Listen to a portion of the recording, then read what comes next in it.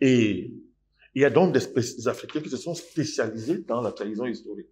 Et c'est une filiation, Jocelyn Gosse, c'est une progéniture, c'est une filiation qui est aussi vieille, écoutez-moi bien, qui est aussi vieille que la chute du continent. Et c'est que Cheikh Anta Diop a appelé l'abrutissement historique du peuple noir, du peuple négro-africain. On situe ça depuis l'invasion de l'Égypte par les Hyksos. Je fais ici peu de cas des débats qui ont cours sur le fait que ça a été une invasion ou pas, peu importe les Hyksos. La chute de l'Égypte, ça commence là, même si après il va y avoir une période de renaissance. Mais après, on retombe. Après les Hyksos, Jocelyn Gosse, ce sont les Grecs. Voilà, ce sont les Romains, les Grecs. Après, vous avez les Arabes. L'invasion arabe. Je crois que c'est aujourd'hui sur les actes dans les années 600, moins 630 en montant. 630, 633. Jocelyn Gosse. Et avec avec l'invasion arabe, Jocelyn Gosse, le peuple négro-africain va connaître une affaire extraordinaire. L'esclavage arabo-musulman. Jocelyn Gosse qui va perdurer jusqu'au XXe siècle. 13 siècles d'esclavage arabo-musulman. Oui. Non, il faut le rappeler. Et à cet esclavage arabo-musulman vient se greffer à partir du XVe siècle l'esclavage occidental. On appelle la traite atlantique. Comment opposer la traite orientale.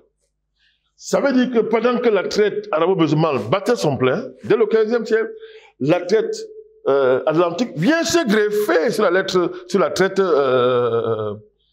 orientale. Je vous rappelle que quand Léopold II va aller prendre possession du Congo, il trouve les Arabes qui sont en plein dans la traite arabo-musulmane. Une guerre va s'en suivre entre les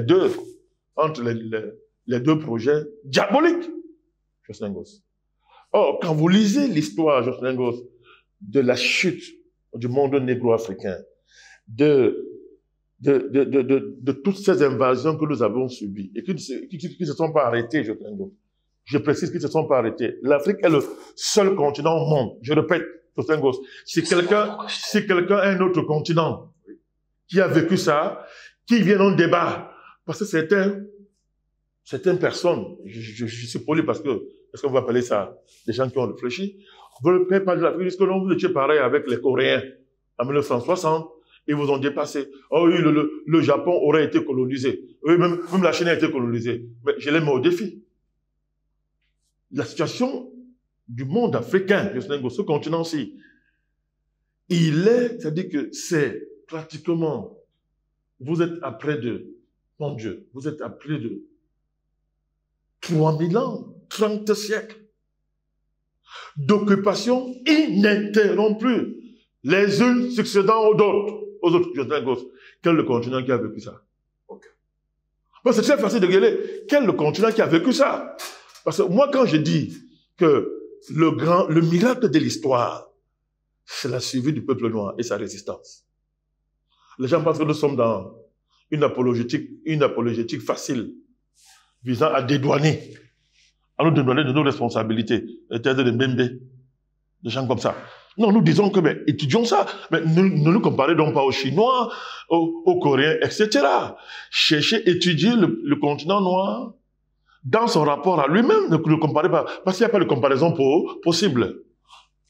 Donc, selon processus d'abrutissement, selon processus de domination, n'est-ce pas, que le continent noir et par-delà ce continent dont le peuple négro subit depuis plus de 3 millénaires, Jocelyn Gosse, entre 3000 ans, n'a pu marcher, ne peut fonctionner que si, n'est-ce pas, on fabrique un sous-peuple, une engeance, n'est-ce pas, de traite. Et quand vous lisez ça, et quand vous approfondissez le sujet, vous vous rendez compte que c'est une question à laquelle on n'apporte pas les réponses classiques.